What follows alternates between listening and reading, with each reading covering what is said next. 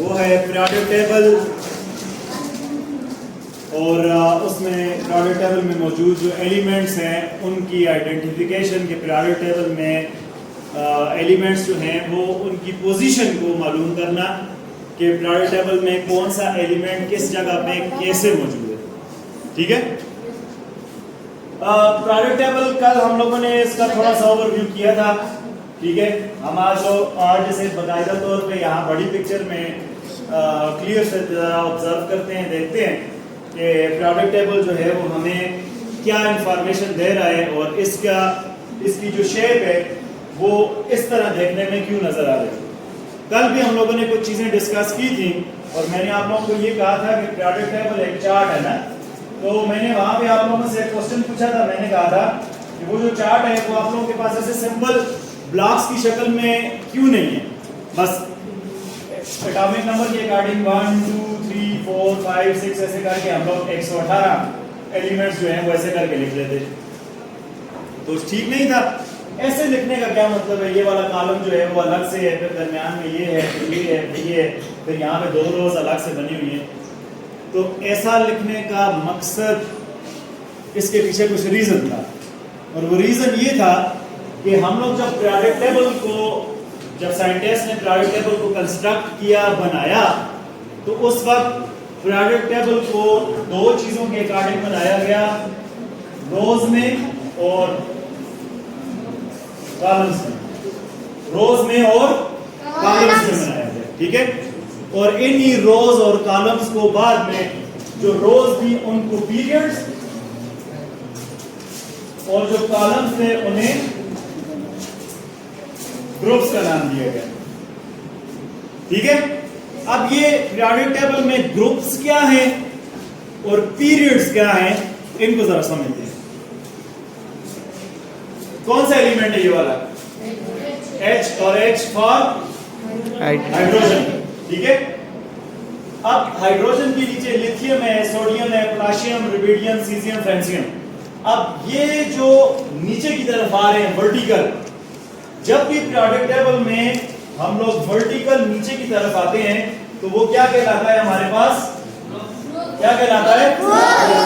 ठीक है, इसी तरह ये हमारे पास पहला ग्रुप कहलाया। आगे आ जाओ, हमारे पास क्या कहलाया? दूसरा, फिर तीसरा, चौथा, पांचवा, छठा, सातवां, आठवां।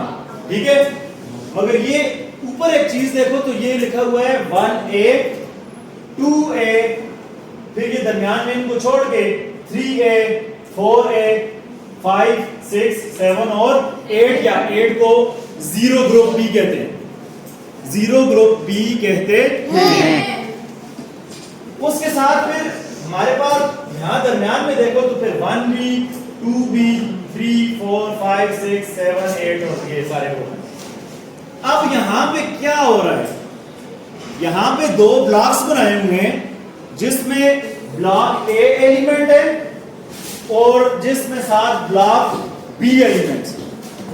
ठीक है, और इन दोनों एलिमेंट्स को, मतलब इन दोनों ब्लॉक्स के एलिमेंट्स को ग्रुप में भी और साथ में पीरियड्स में भी अरेंज किया है, और इनको ऐसे अरेंज किया है कि जब आप लोग ग्रुप्स में देखो ऐसे नीचे की तरफ, जब आप लोग क्या देखो ग्रुप्स में ऐसे नीचे की तरफ आओ तो जो एलिमेंट्स हैं उनकी प्रॉपर्टीज सेम होनी चाहिए। मैं आप लोगों को यहां पे दिखाता हूं, यहां पे जरा देखो, blue, light blue, sky blue colour नजर आ रहा है? Yes sir. स्काई ब्लू के साथ आगे लिखा हुआ है अल्कली मेटल्स। क्या लिखा हुआ है? Alkali metals. इसका मतलब ये है कि इस पीरियोडिक टेबल में स्काई ब्लू कलर में जो ग्रुप में हम लोग देखेंगे वो सारे के सारे क्या होने चाहिए? Alkali metals. ये देखो, ये जितने भी लाइट ब्लू कलर में है ये क्या है? Alkali metal. और क्या ये एक ग्रुप में मौजूद है या नहीं है? हैं। फिर आगे चलते हैं, आगे ये ऑरेंज कलर है और ऑरेंज कलर को क्या कह रहा है? Alkaline earth metals. यहाँ पे ऑरेंज कलर देखो किधर है? ये रहा, और ये सारे का सारा ग्रुप जो है वो अल्कलाइन अर्थ मेटल्स पे ही मौजूद है। जितने ग्रुप जितने भी इसमें आ रहे हैं इन सब की प्रॉपर्टीज एक दूसरे से मिलती जुलती हैं। फिर यहां पे येलो देखो, नजर आ रहा है? Yes sir. ठीक है, ये देखो लिखा हुआ है अदर मेटल्स, और ये येलो ये पूरा ऐसे ग्रुप बन रहा है, ट्रायंगल बन रहा है, नजर आ रहा है। फिर इधर देखो ये जो ब्राउन है, यहाँ ब्राउन को देखो लिखा हुआ है नॉन मेटल्स। तो ये यहाँ पे आप लोगों के पास वो वाली चीजें आ गई हैं जो नॉन मेटल्स है, और लास्ट में लिखा हुआ है नोबल गैसेस, और ये पूरी की पूरी नोबल गैसेस है। फिर दरमियान में ये वाला ब्लॉक देखो जरा पूरा, ये नजर आ रहा है ग्रीन कलर का, ये इसमें क्या लिखा हुआ है ट्रांजिशन मेटल, और ये सारे के सारे ट्रांजिशन मेटल। अब मुझे ये बात बताओ, अगर हम लोग पीरियोडिक टेबल की शक्ल इस तरह ना बनाते जिस तरह अभी यहाँ पे बनी हुई है, हम लोग इसे डायरेक्ट 1 2 3 4 5 6 7 ऐसे करके लिख देते। देखो 1 ये और 2 किधर है, ये तो 2 अगर हम लोग उस तरह लिखते तो 2 इधर आता ना, तो क्या फिर उसके नीचे वाले ग्रुप के साथ प्रॉपर्टी सेम होती? समझ आ रही है मेरी बात? पीरियोडिक टेबल ऐसा देखने को हमें इसी वजह से नजर आ रहा है कि ग्रुप वाइज हम लोगों ने पीरियोडिक टेबल को ऐसे अरेंज किया है कि इसके अंदर जितने एलिमेंट्स भी एक ग्रुप के अंदर शामिल हैं उन सब की प्रॉपर्टीज क्या हो, सेम। तब आप लोगों को पीरियोडिक टेबल की शक्ल इस तरह देखने को नहीं मिलती, बल्कि इस तरह देखने को मिलती। और देखो जहां जहां पे आप लोग देखते जा रहे हो वहां ग्रुप्स की शक्ल में एलिमेंट्स की प्रॉपर्टीज क्या है, सेम आ रही। सिर्फ हाइड्रोजन यहाँ पे एक एक्सेप्शन है, सिर्फ हाइड्रोजन एक एक्सेप्शन है, बाकी आप लोग ग्रुप्स की शक्ल में देखो, यहाँ पे बोरान हमारे पास एक्सेप्शन है, बाकी आप लोग ग्रुप की शक्ल में देखो तो आप लोगों को ग्रुप्स की फॉर्म में जो एलिमेंट्स मिल रहे हैं उनकी प्रॉपर्टीज सेम। अब चलते हैं थोड़ा और आगे। हम लोगों ने ये चीज देख ली कि जो ग्रुप्स हैं वो हम लोग डाउन जब नीचे की तरफ आते हैं पीरियोडिक टेबल में, तो वो जो वर्टिकल कॉलम बनता है उसे क्या कहा जाता है, क्या कहा जाता है, ग्रुप। क्या कहा जाता है, ग्रुप। और जब हम हॉरिजॉन्टल चलते हैं ऐसे 1 2 3 इस तरह हॉरिजॉन्टल, तो इस तरह क्या कहा जाता है, पीरियड। क्या कहा जाता है, पीरियड। मेरी बात समझ आ रही है? ठीक है। और यहाँ पे देखो 1 2 3 4 5 6 और 7 कितने कितने पीरियड्स हैं इस टाइम पीरियोडिक टेबल के अंदर, 7। मगर यार एक बात है, यहाँ पे तो ये नीचे भी 2 मौजूद हैं, इनका क्या है यार, ये पीरियड्स नहीं है। देखो ये नीचे भी तो 2 है ना, ये नहीं है नीचे, इनको क्या बोलेंगे?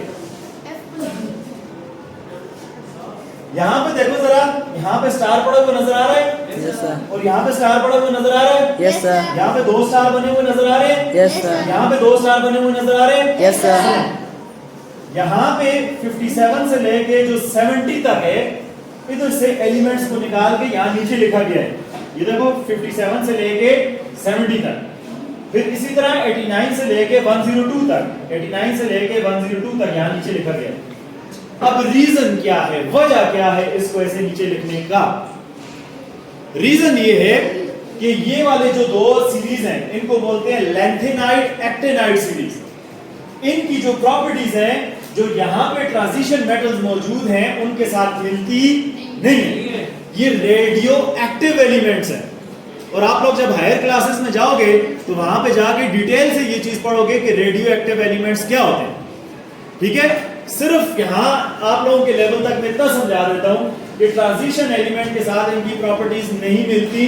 ये रेडियो एक्टिव एलिमेंट है जो वक्त के साथ साथ अपने अंदर से रेडिएशन निकालते रहते हैं, और अगर इनिशियल मास उनका 1 kg था तो वो रिड्यूस होके क्या हो जाता है, आधा kg, फिर रिड्यूस होके आधे से भी पावर आ जाता है, इसी तरह रिड्यूस करता रहता है वो अपने आप को। तो वो रेडियो एक्टिव एलिमेंट्स कहलाते हैं, लिहाजा उनकी अलग से। मगर यहाँ पे भी देखो तो वो हम लोगों ने रेडियो एक्टिव एलिमेंट एक साथ ही रखे हुए हैं। अच्छा, अब हो गया ग्रुप्स भी हम लोगों ने देख लिए, पीरियड्स भी हम लोगों ने देख लिए। अब जरा इस बात पे आते हैं कि कोई भी अगर हमारे पास एलिमेंट है, इधर मेरी तरफ मुड़ो, मेरी तरफ मुतवज्जो हो बेटा, कोई भी हमारे पास एलिमेंट है, उसको हम लोगों ने पीरियोडिक टेबल के अंदर कहां पे लोकेशन उसकी कैसे मालूम कर सकते हैं? किसी भी एलिमेंट की लोकेशन पीरियोडिक टेबल में कैसे मालूम? फॉर एग्जांपल मैं आप लोगों को एग्जांपल देता हूं कि सल्फर है, सल्फर ये रहा, ठीक है, उधर से देखो तो 1 2 और कौन से पीरियड में मौजूद है, तीसरे में, और ग्रुप कौन सा है, छठा ए, 6 है ग्रुप में, ये इसकी लोकेशन होगी ना। हम लोग ग्रुप तीसरे ग्रुप में आए, तीसरे ग्रुप में ये सारे एलिमेंट है, हमें नहीं पता, अगर इधर से इनके नाम मिटाए हुए थे तो हमें नहीं पता।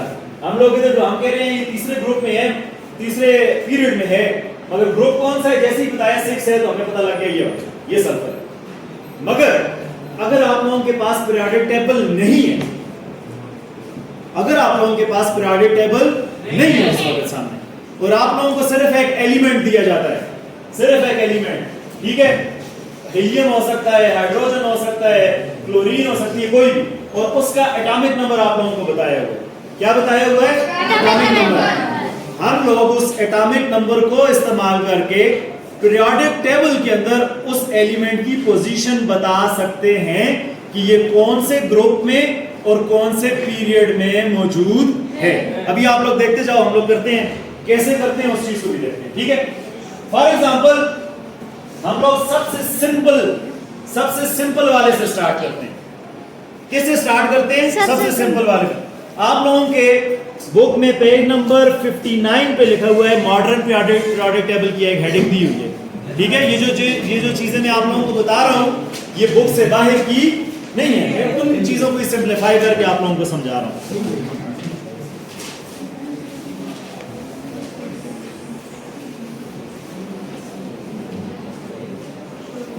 अब सुनो, इधर मेरी तरफ मुतवज्जो हो बेटा। आप लोगों के पास इधर, आप लोगों के पास पीरियोडिक टेबल में जब आप लोग देखोगे जितना पीरियड का नंबर है, मेरी बात फिर गौर से सुनना, जितना पीरियड का नंबर है उस एटम के अंदर, उस एलिमेंट का जो एटम है उसके अंदर शेल्स भी उतने ही होंगे। एग्जाम्पल हमारे पास पीरियड कौन सा है? पीरियड 1 है, ऐसा है या नहीं? ऐसा ही है। पीरियड 1 और पीरियड 1 में हमारे पास क्या मौजूद है? एक तरफ हाइड्रोजन मौजूद है, दूसरी तरफ क्या है? हीलियम।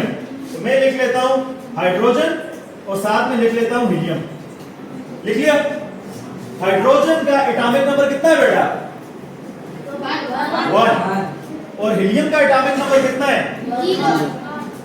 2। 1 के बाद क्या आएगा? 2। मैंने लिख लिया 2। अब हमारे पास एक फार्मूला होता है बेटा, जरा इस फार्मूले को गौर से देखना है, ठीक है। इस फार्मूले को जरा गौर से देखना है। मैं आपसे बाद में पूछता जाऊंगा, फिर आप लोग इसी के अकॉर्डिंग चलेंगे। अच्छा, हमारे पास एक फार्मूला है, इधर मेरी तरफ देखो बेटा, फार्मूला है 2n²। क्या फार्मूला है? 2n²। n जो है वो यहाँ पे शेल को रिप्रेजेंट करता है। किसको रिप्रेजेंट करता है? शेल को। फॉर एग्जांपल मेरे पास कोई एलिमेंट है, उसका नाम है A, ये उसका न्यूक्लियस है। तो अगर उसका एक शेल होगा तो n की जगह पे हम लोग क्या पुट करेंगे? 1। अगर इसके 2 शेल होंगे तो n की जगह पे क्या पुट करेंगे? 2। और अगर इसके 3 शेल होंगे तो यही फार्मूला क्या हो जाएगा? 3। और ये सिंप्लीफाई कैसे होगा? सिंप्लीफाई ऐसे होगा कि 1 स्क्वायर का मतलब होता है कि 1 को 1 के साथ मल्टीप्लाई कर दो। 2 का स्क्वायर का मतलब होता है 2 को ही 2 के साथ क्या कर दो? मल्टीप्लाई। 3 स्क्वायर का मतलब होता है 3 को 3 के साथ क्या कर दो? मल्टीप्लाई। और जब हम लोग ये मल्टीप्लाई करेंगे तो क्या आएगा? जब हम लोग मल्टीप्लाई करेंगे तो उस शेल में जिसका नंबर हम लोगों ने यहां पे पुट किया है उसके अंदर मैक्सिमम नंबर ऑफ इलेक्ट्रॉन कितने आ सकते हैं उनके बारे में बताएगा। फॉर एग्जांपल जैसे मैंने पहले शेल के लिए 1 पुट किया ना, ठीक है, तो 1 1s are 1, 1 2s are 2। इसका मतलब है पहले शेल के अंदर कितने इलेक्ट्रॉन है? 2। अब 2 2s are 4 2s are 8। तो दूसरे शेल के अंदर कितने इलेक्ट्रॉन है? 3 3s are 9, 9 2s are 18। इसका मतलब है तीसरे शेल के अंदर कितने इलेक्ट्रॉन आए? 18। मेरी बात समझ आ रही है? इसी तरह हम लोग चौथे, पांचवें, छठे और सातवें शेल की तरफ जाएंगे, ठीक है। इसका मतलब ये है कि पहले पीरियड के अंदर जो एलिमेंट्स मौजूद हैं उनके शेल कितने हैं? एक। दूसरा जो पीरियड है उसके अंदर जितने भी एलिमेंट्स मौजूद हैं इनके टोटल नंबर ऑफ शेल कितने हैं? 2। जो तीसरा है उसके अंदर कितने हैं? 3। जो चौथा है 4। जो पांचवा है 6 और फिर 7 रिस्पेक्टिवली इसी तरह। ठीक है, यहां तक बात समझ आ गई? यानी कि जितना पीरियड है उतने ही उसके अंदर नंबर ऑफ शेल्स मौजूद हैं। अभी देखते हैं, जरा मैं लिथियम की एग्जांपल देता हूं, क्योंकि लिथियम देखो, लिथियम कौन से पीरियड में मौजूद है? दूसरे में, तो लिहाजा इसके अंदर कितने शेल होने चाहिए? देखते हैं, अभी देखते हैं। लिथियम का एटॉमिक नंबर कितना है बेटा? 3। मैंने ये लिथियम का न्यूक्लियस बनाया और ये पहला शेल बनाया। अब पहले शेल के अंदर हमारे पास कितने इलेक्ट्रॉन आ सकते हैं बेटा? 2। इससे ज्यादा तो नहीं आ सकते ना। मैंने इन 3 में से 2 इलेक्ट्रॉन यहाँ पे बना लिए, बाकी कितना बचा? तो वो कौन से शेल में जाएगा? तो इसके कितने शेल हो गए? 1 और 2। लिथियम के अंदर कितने शेल हो गए? 2। क्या ये दूसरे पीरियड में मौजूद है या नहीं है? हम लोग थोड़ा और आगे चलते हैं, हम लोग आ जाते हैं, मैं बात करता हूँ नियॉन की। ये दूसरे ग्रुप में है ना, ये देखो नियॉन, और नियॉन का एटॉमिक नंबर हमारे पास बेटा कितना है? 10। एटॉमिक नंबर कितना है? 10। अभी देखते हैं कि आया नियॉन की भी 2 शेल बनते हैं या नहीं। ये मैंने बना दिया नियॉन का न्यूक्लियस। ठीक है, पहले शेल के अंदर कितने इलेक्ट्रॉन आते हैं बेटा? 2। तो मैंने 2 इलेक्ट्रॉन बना दिए। दूसरे शेल के अंदर कितने आते हैं?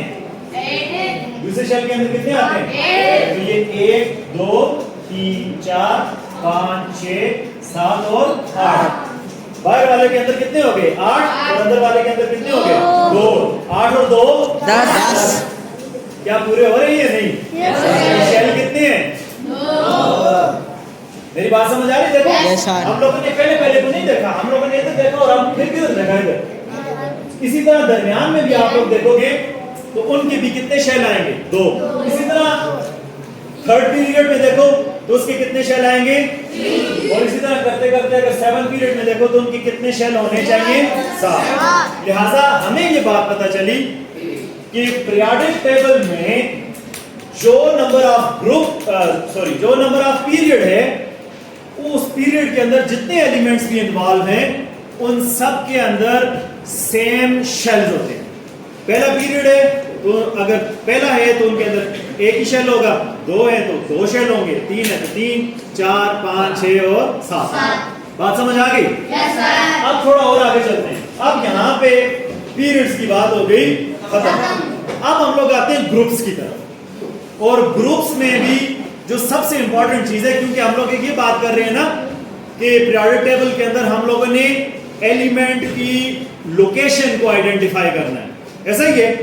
अब हम लोग आते हैं एक और चीज की तरफ, और बेटा वो है वैलेंस इलेक्ट्रॉन। क्या चीज है? Valence electron. वैलेंस का मतलब बेटा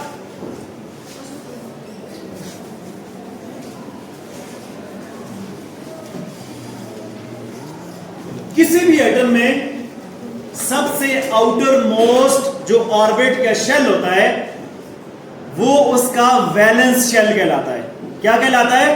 वैलेंस शेल। सबसे आउटर मोस्ट, यानी कि मेरे पास ये कोई एलिमेंट है एक, इसके अंदर 1 2 3, तो ये जो तीसरा है ना, ये वाला, ये इसका कौन सा शेल कहलाएगा?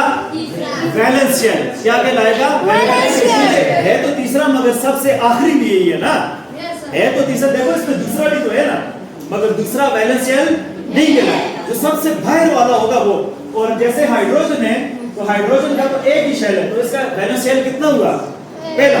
एक ही शेल है, वही इसका वैलेंस शेल भी है। मेरी बात समझ आ रही है? yes, अब इस वैलेंस शेल के अंदर मेरी बात गौर से सुनना बेटा, इधर मेरी तरफ मुतवज्जो। वैलेंस शेल के अंदर जो इलेक्ट्रॉन पाए जाएंगे वो इलेक्ट्रॉन वैलेंस इलेक्ट्रॉन कहलाएंगे। ठीक है। फॉर एग्जांपल मेरे पास ये वैलेंस शेल के अंदर अगर 1 इलेक्ट्रॉन है तो इसका मतलब है इसका वैलेंस इलेक्ट्रॉन कितने हैं? एक। अगर एक और आ जाए तो वैलेंस इलेक्ट्रॉन कितने हो गए? अगर दो और आ जाए तो कितने हो गए? अगर दो और आ जाए तो कितने हो गए? बात समझ आ गई? ये जो हमारे पास वैलेंस इलेक्ट्रॉन है, ये हम लोग अगर किसी भी एटम के अंदर गिन लें तो वो उसके किसको शो करेगा?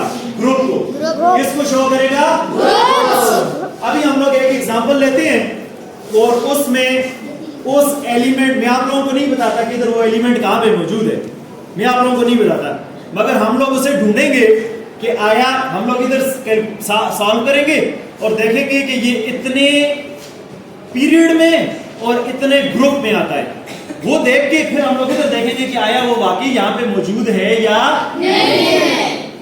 अच्छा जी, मेरे पास, और साथ में हम लोग ये भी देख लेंगे कि उस एलिमेंट का नाम क्या है।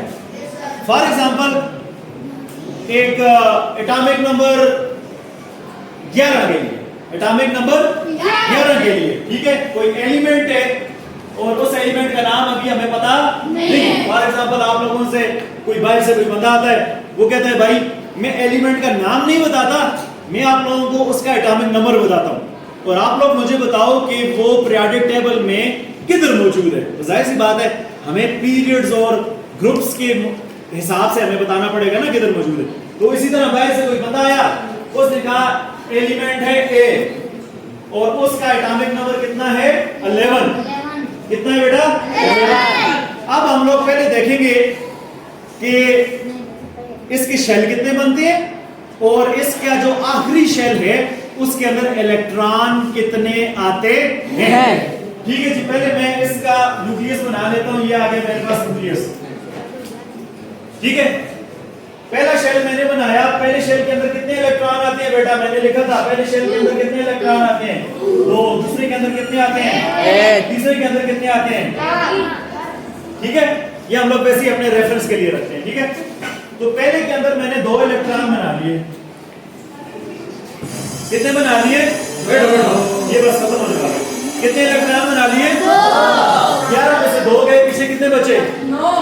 अच्छा, ये आ गया दूसरा शेल। दूसरे शेल के अंदर कितने इलेक्ट्रॉन आ सकते हैं? 1। तो 1 2 3 4 5 6 7 और 8। ओके, अब 11 में से ये देखो टोटल कितने हो गए? 10। बाकी कितने इलेक्ट्रॉन बचे? 1। तो ये कितने शेल में आएंगे? ये आखिरी शेल में। यही बात है या नहीं? अब मुझे ये बताओ इसके टोटल शेल कितने हैं?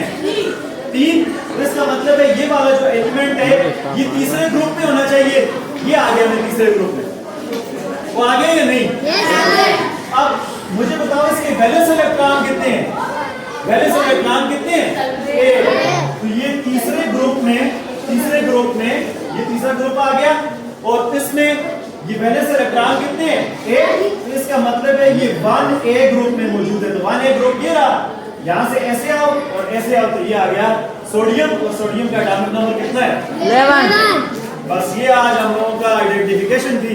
इसी के साथ हमारा टॉपिक